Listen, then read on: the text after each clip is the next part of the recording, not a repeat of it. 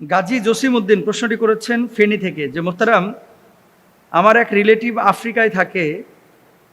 তিনি বলেছেন যে আফ্রিকায় দাফন কাফনের পরে নাকি কবরের পাশে নাচানাচি করা হয় এবং বিভিন্ন ধর্মের মানুষ সেখানে আছে। মুসলমানদের ক্ষেত্রেও কিছু কিছু জায়গায় এমন আচরণ দেখা যায় যেগুলো আসলে আমাদের দেশে দেখা যায় না। কবরস্থানে লাশ দাফনের পরে নাচানাচি করা, এটা কোনোভাবে মানে ইসলামে জায়েজ আছে কিনা। 2 নম্বর বিষয় হচ্ছে যে এই আচরণ যে তারা করে কি কারণে করতে পারে, এ সম্পর্কে আপনার কোনো আইডিয়া বা ধারণা আছে কিনা। আফ্রিকায় মানুষ দাফনের পরে দেখেন, ইন্দোনেশিয়ার কিছু এলাকা আছে যেখানে লাশ এরা দাফন করে না। এরা কি করে, লাশটাকে সংরক্ষণ করে রাখে মেডিসিন দিয়ে, এবং এই লাশের জন্মদিনও পালন করে, মৃত্যু দিবসও পালন করে। উৎসব কেন্দ্রিক দিনে এদের মুখে আবার খাবারও তুলে দেয়।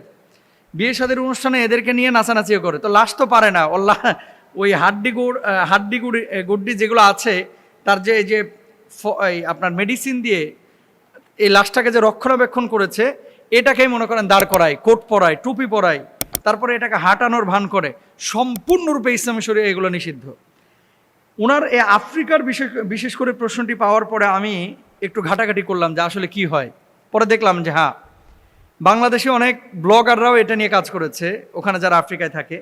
এক ভাই দেখলাম যে তিনি প্রতিবেদন করেছেন যে ওখানে লাশ দাফনের পরে মানুষ নাচানাচি করতেছে, খ্রিস্টানরা, ওরা খ্রিস্টান ধর্মের অনুসারী। তো নাচানাচি কেন করতেছে? ওরা মূলত 3টা উদ্দেশ্যে নাচানাচি করে।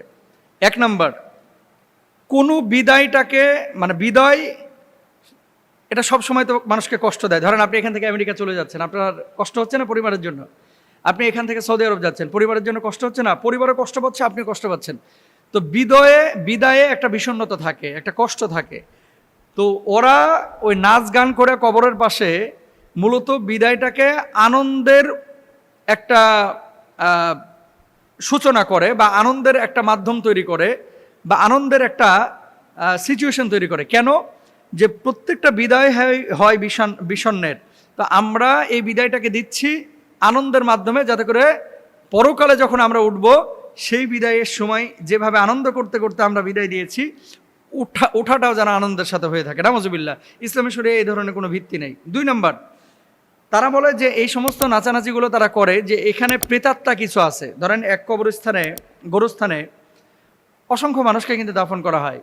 কেউ কেউ থাকতে পারে যাদের চারিত্রিক অবক্ষয় ঘটেছিল, কেউ থাকতে পারে যে যারা ফাঁস নিয়ে আত্মহত্যা করেছে, কেউ কেউ থাকতে পারে যারা অন্যায়ভাবে নিজেদেরকে শেষ করে দিয়েছে। অথচ ইসলামে এটা হারাম। ওয়ালা তুলকু বিআইদিকুম ইলা তাহলুকা, নিজেদেরকে ধ্বংস করে দিও না। আল্লাহ তাআলা নিজে কোরআনুল কারীমে এই কথা বলেছেন। তো প্রেতাত্মা বা অশুভ আত্মা যদি এই কবরস্থানের আশপাশে থাকে, তাহলে সে যেন দুর্বৃত্ত হয়ে যায়। এই জন্য তারা এখানে নাচানাচি করে। নাউজুবিল্লাহ, জোরে বলেন একবার। তো 2 নাম্বার গেল এটা। 3 নাম্বার, ওরা বলতেছে যে আমরা যে আমাদের আত্মীয় স্বজনকে নিয়ে এখানে নাচানাচি করতেছি, এই নাচানাচি আনন্দের না। এই নাচানাচিটা মূলত তার যে আত্মীয় স্বজন মন খারাপ করে বসে আছে, তাদেরকে বোঝানো যে আমরা তোমাদের সাথে আছি। সে আমাদের থেকে চলে গেছে, সে মূলত জান্নাতে চলে গেছে। এই জন্য ওরা কি করে, ওই যে ব্যাগ আছে না, সুটকেস, এই ব্যাগটারও দেয় আবার এই কবরের মধ্যে। কেন দেয় আবার ব্যাগটা দেয়? এদের এখানে আবার একটা আকীদার বিষয় আছে যে এই মানে তার আত্মাটা যদি কোনো কিছু প্রয়োজন হয়, কখনো কখনো হাড়ি পাতিলও দেয়, গহনা অলঙ্কারও দেয়, কখনো কখনো কিছু খাবার দাবার দেয়, কিছু চালও দেয়। কেন দেয়? যে ওর আত্মার যদি প্রয়োজন হয় তাহলে এখান থেকে সে গ্রহণ করবে, যদি দুনিয়ার কোনো কিছু তার মন চায়। তো এখন সুটকেস, ব্যাগ এগুলো যে দেয়, অনেক সময় চুরি করে নিয়ে যায় কবরস্থান থেকে। বাংলাদেশে যেমন কঙ্কাল চুরি হয়, ওদেশেও কিন্তু এই ব্যাগ বুক কবরের ভেতর থেকেও চুরি হয়। এই জন্য আবার কি করে, ব্যাগটারে পিঠায় ভাঙা ব্যাগটা দেয়। তাহলে আকীদাটা কি দাঁড়াইলো?